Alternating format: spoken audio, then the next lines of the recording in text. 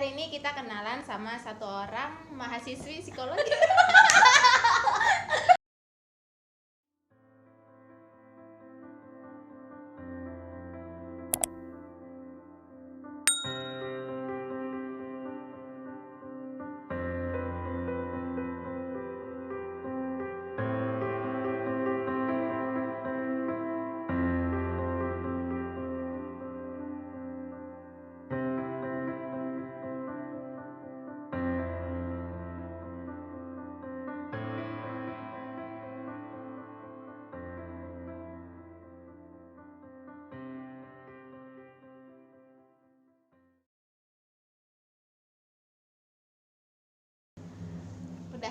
Udah kita close lah, nggak tahu aku mau bikin apa.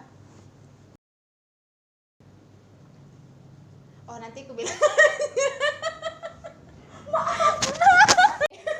Kita keluar aja lah ya. Kita keluar aja kita ya.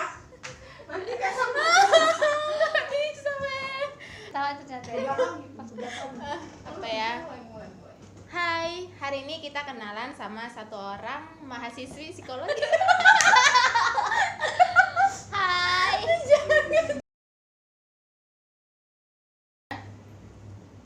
Halo, hari ini kita kenalan sama satu orang mahasiswi psikologi. Coba perkenalkan diri dulu kakak. Hai. I'm Sofia.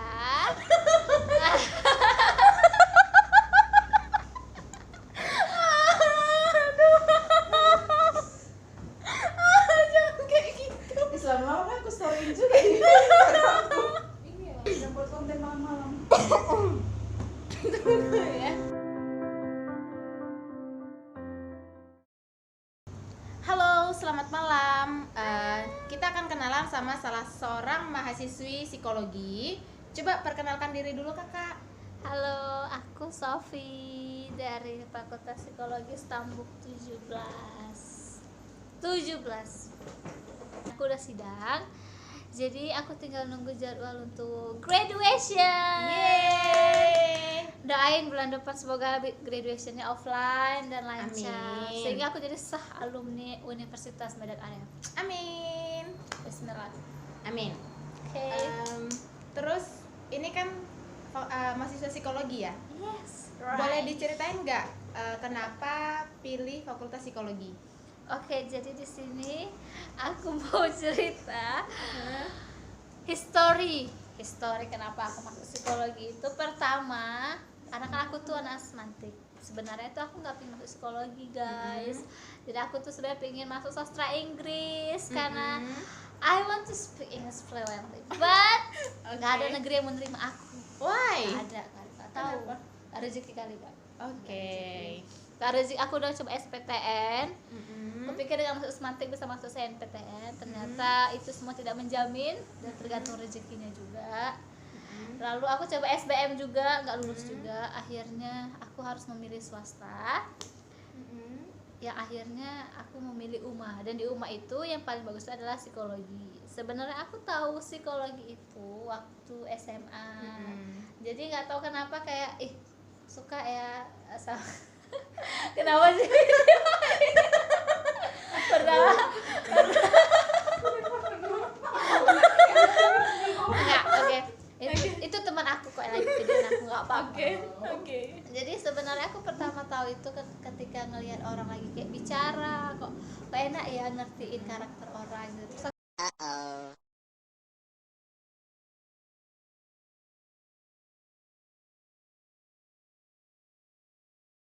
jadi aku tuh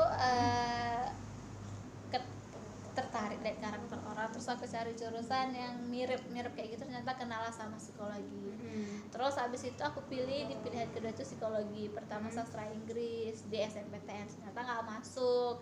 Baru abis itu terakhir SBM nggak masuk juga, pilih swasta. Harus lebih itu kan adanya di UMSU, dan aku nggak mau satu kampus sama kakakku, jadi nggak mau satu almet gitu sebenarnya. Jadi milih kampus yang berbeda dari kakak, jadi milihnya UMA, dan di UMA itu yang bagus adalah psikologi. Jadi sebenarnya guys, bisa dibilang aku tuh masuk psikologi tanpa dasar tahu apapun tentang psikologi, oke? Maksudnya Aku- tanpa tahu itu prospek kerjanya Iya, atau apa? semuanya kayak tentang psikologi itu apa, ataupun bidang kerjanya itu di mana. Paling cuma sekilas dengar kayak HRD doang. Jadi masuk psikologi itu kayak sebenarnya pelarian, tapi rupanya lama-lama jadi cinta. Oh. Jadi saraheo sama psikologi gitu ya. Oke. Jadi saraheo sama psikologi jadinya dengan seiring berjalannya semester hingga sampai aku mau alumni suka sama psikologi, dan insya Allah doain ya semua yang nonton mana tahu aku punya rezeki bisa lanjut S2. Amin, amin. Tapi amin, kalau amin. nggak bisa dapat laki-laki yang kaya aja. Amin. Bisa S2. Oh, jadi kalau bisa dapat laki-laki yang kaya dan dapat S2. Nggak kaya lah, nggak boleh bahasa kaya ya kan. Oh, oke. Yang mapan, yang mana mapan, tahu ada mapan rezekinya ya. bagus bisa S2 gitu. Tapi kalau Amin, nggak ada amin. ya S1 pun udah syukur sih Oke. sebenarnya. Jadi begitu. Jadi sebenarnya masuk psikologi itu tanpa tahu apa-apa, tapi ternyata bisa jadi cinta. Jadi buat kamu semua yang ingin masuk jurusan yang pertama nggak suka bisa jadi suka, asal kalian benar-benar dari hati dan niat ngejalani kuliah selama 4 tahun loh guys. Oke. Maksudnya sebelumnya kan nggak tahu apa-apa nih tentang psikologi Iya, gitu benar. kan. Apa yang membuat kakak itu jadi cinta sama psikologi? Pertama dari mata kuliahnya yang unik-unik sih sebenarnya, kayak filsafat gitu kan. Aneh waktu pertama kali dengan mata kuliah filsafat tuh oleh salah satu dosen laki-laki, akunya aku nggak di sini, terus bahasnya akunya dia, jadi kayak ribet tapi unik untuk dimengerti gitu. Oh ternyata memang ada yang hal-hal terpisah dari jiwa gitu sih. Terus juga praktikumnya, oh ternyata dengan alat tes ini bisa tahu kepribadian orang. Oh dengan tes ini bisa tahu minat bakat orang gitu sih. Juga yang bikin suka. Jadi suka sama jurusan psikologi gitu ya. Benar. Terus Kak, untuk kedukanya selama perkuliahan psikologi? Kalau sukanya pasti banyak ya, karena kan jadi kayak lebih benar-benar tahu banyak hal tentang psikologi, dunia psikologi sebenarnya unik sih. Tapi dukanya itu perspektif orang ini tuh. Kalau udah masuk psikologi tuh pasti udah bisa baca pikiran, udah bisa baca sifat, terus kayak jatuhnya kayak dukun ya, bisa baca. Padahal sebenarnya kan itu kan ada prosesnya. Kayak mengetahui karakter orang, kalau nggak dari tes ya pasti kan minimal ada observasinya dulu, ada pengenalan. Cuma orang sering menjudge-nya itu paling kalau udah kayak paling kalau udah jurusan psikologi itu pasti udah kayak langsung bisa baca pikiran gitu. Dan apalagi tuh yang sering salah tanggap oleh orang adalah S1 udah dianggap psikolog guys. Itu banyak ya, karena Tamat sebenarnya dulu, S1 iya. langsung dibilang ibu psikolog. Walaupun sebenarnya kadang hanya beberapa orang yang bercanda, tapi kan rasanya kurang enak ya. Psikolog itu bisanya S2 kalau ambil profesi. Oke. For information aja ya guys ya. Oke. Setelah udah menjalani masuk ke fakultas psikologi, apa yang udah kakak peroleh nih? Pertama sebenarnya yang paling diperoleh itu yang paling alat tes lah, alat tes ya. Alat tes. Karena kan tahu ngetes orang atau alat itu kan harganya mahal. Tapi dengan belajar di UMA itu ya walaupun belajar bayar praktikum, tapi kan jadi tahu oh alat tesnya itu bentuknya gini. Ada beberapa alat tes kayak apa tuh IST kemarin, STM. Terus habis itu kayak setidaknya tahu tentang apa ya? Lupa. Sorry. FPPS. Udah lama enggak yang dia MBTI. Walaupun nggak pernah ngetes tapi kayak tahu berapa alat tes. Kayak EPPS yang banyak kali atau minat bakat gitu sih. Sampai pakai tester pakai apa sih namanya? Yang kita manggil orang testi. Oh, testi. Sampai jadi testi, kita jadi tester kan, nyari testi anak SMA, binet untuk anak TK itu kayak mana gitu sih paling tahu. Jadi kayak rupanya ternyata untuk mengukur seorang itu juga ada alat yang untuk mengukur keakuratannya. Gitu. Dan itu ditemukan di psikologi. Iya. Gitu ya, Dan untuk punya anak juga di masa depan jadi kayak enak gitu sih. Jadi kayak lebih mengetahui. Oh nanti kalau anakku punya anak mau umurnya TK kan bisa tes binet gitu. Jadi tahu. Jadi Itu tahu sih guys. apa kemampuannya di mana, bakat minatnya di bidang apa gitu. Jadi semua diukur menggunakan alat tes psikologi. Walaupun sebenarnya kalau misalnya nggak pakai alat tes pun kan, tapi kita bisa kayak setidaknya sedikit tahu. Karena Mm-mm. kan alat tes kan nggak disebarluaskan juga. Iya gitu, nggak nggak Diperjualbelikan. diperjualbelikan. Pokoknya kalau nggak untuk yang hal-hal yang benar-benar harus memakai itu kan nggak dipakai. Dan harus ahli gitu ya. Iya, harus ahli. Dan ahli itu bukan anak S1. Iya, Biasanya S2. itu yang udah jadi psikolog yang menggunakan. Jadi S1 itu cuma bisa mengetahui, nggak bisa menginterpretasi, cuma bisa paling jatuhnya cuma bisa scoring. Scoring itu maksudnya kayak gimana, coba jelasin Kak. Scoring itu biasanya kayak hasil tesnya itu dihitung, terus biasanya itu nanti dia ada presentasinya itu nanti dia dikelompokin gitu, diklasifikasikan kalau misalnya jumlahnya segini, hasilnya segini kayak gitu ya. Tapi yang tahu itu masih FPPS ya, karena kalau kayak misalnya tes HTM, HTP, house trippers itu kan nggak boleh interpretasi. Juga hasilnya juga nggak tahu apa hasilnya, paling cuma kayak sekilas saja. Terus kalau FPPS kan dia ada normanya.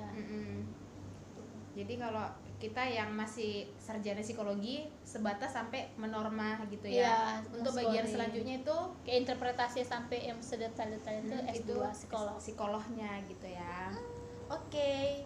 Terus berarti yang udah Kakak dapat nih dari psikologi itu tadi ya, ilmu yang sangat bermanfaat itu tentang tes psikologi. Iya. Selain itu apa lagi kira-kira Kak? Dari untuk diri Kakak sendiri setelah menjalani psikologi ini, apa yang Kakak peroleh untuk diri Kakak sendiri? Berobat jalan kan. Nah, berobat jalan itu gimana Kak? Berobat Coba jalan ceritain. itu sebenarnya berobat jalan itu adalah istilah yang paling umum digunakan sama anak psikologi yang kuliahan masih S1 itu pasti udah, karena kayak jadi ngobati diri sendiri, kayak jadi tahu sendiri gitu. Kalau misalnya kan setidaknya sekilas selama pelajaran itu kan nggak tentang tentang teori, pasti kayak dari dosen ada tentang biasanya kalau perempuan itu sedang kayak gini itu biasanya orangnya kayak gini gitu. Jadi kayak lebih mengenal karakter diri sendiri aja, emosional juga, tentang emosional maksudnya juga lebih paham kayak gitu. Berarti Sebentar ya guys, saya telepon. Sebentar ya. lagi ada syuting malah. Ya sebentar, aku sebentar di sini, jangan dikunci pintunya. Ya, aku lagi konten soalnya. Beneran loh. Nanti kau tonton YouTube-nya, subscribe. Oke. Udah ya.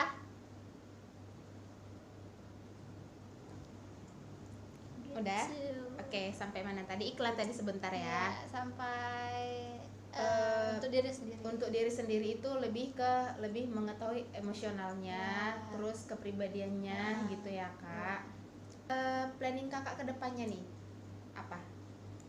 Sebenarnya kalau ditanya planningnya after graduation itu ya pinginnya dapat pekerjaan yang sejalan atau sesuai dengan jurusan. Kayak misalnya paling jatuhnya kayak misalnya atau asisten atau apa gitu, atau di tester gitu sih. Tapi kalau misalnya ada lebih baik tapi nggak sejurusan juga ya nggak apa-apa. Untuk pengalaman kerja, karena kan takutnya nanti kena postgraduate blues ya, kalau nggak salah graduation blues gitu, kayak baby blues kan. Kalau Iya, ada baby. sekarang juga ada fresh graduate blues gitu. Jadi kayak Apalagi kondisi corona ya. jadi takutnya kan kayak gitu. Jadi kayak kalau misalnya apapun yang saat ini ada kerjaan ya diambil aja, walaupun nggak sejurusan tentang psikologi. Oke. Ini Kakak tadi ada ngomongin tester. Tester itu apa Kak? Tester itu orang yang memberikan alat tes kepada seseorang terus diawasi. Jadi testernya itu yang bertanggung jawab selama pengetesan itu berlangsung. Nanti kalau misalnya diizinkan oleh psikolognya juga sekalian scoring hasil dari tesnya. Pokoknya dia mengawasi, dia yang memberikan instruksi kepada orang yang dites. Itu tester. Alat tesnya orang yang mengetesnya. Oke, seperti yang sekarang ini lah berarti ya. Info tambahan ya teman-teman, tester itu yang ngasih instruksi tentang penggunaan alat tes gitu ke anak-anak, biasanya itu anak SMA ya. Ya, anak tapi SMA. bukan yang bertanggung jawab. Iya. Tapi hanya sekedar mengawasi. Karena hasil dari tesnya itu akan dikasih sama psikolog yang bertanggung jawab. Psikolognya, semuanya dikembalikan ke psikolognya. Jadi tester itu lebih ke kasih instruksi pemakaian alat tesnya gitu, terus kurun waktu pengerjaannya biasanya itu ke ini ya Kak, ke anak kelas 10 ya, Kelas 10 yang belum tahu jurusan, masih IPA peminatan. IPS Iya. gitu. atau anak kelas 12 yang bingung nanti mau ngambil jurusan kuliah apa. Iya. Dan apa yang mau bulan 4 ini? SMPTN ya, SMPTN.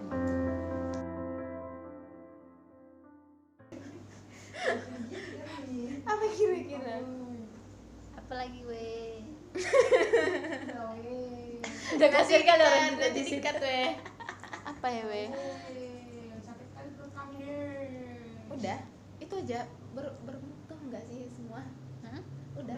Udah bagus sekali. Percayalah. Jadi di balik situ mau dikasih lihat nggak ke kamera ada orang di sana? Ternyata ada orang baik layar ya kan. Iya, di sana Biasanya ada orang orang. ini yang ngasih instruksi gini-gini. Iya, Jadi gitu ya kan, kita kayak ikut gini-gini aja gitu. gitu. Jadi kita di sini. Saja.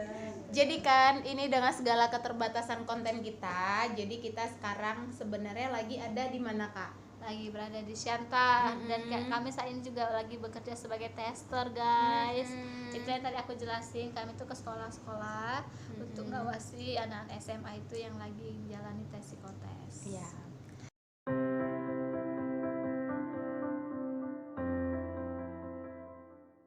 Iya. Dan tanpa planning kita membahas sesuatu gitu ya. Ya benar-benar. Ya. Unexpected. Oke. Ambil positifnya aja ya teman-teman. Sekian yang bisa kita sharingkan malam ini. Jangan lupa like, komen, dan subscribe. Terima Di kasih. komen kalau mau bahas apa lagi sama kakak ini. Oke, yap. Oke guys. See you. Akhirnya. Kalau aku. Aduh guys.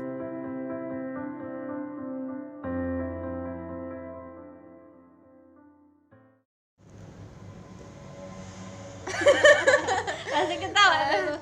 Iya, halo teman-teman, hari ini kita mengadakan asesmen psikologi di SMA di Siantar, SMK di Siantar ya.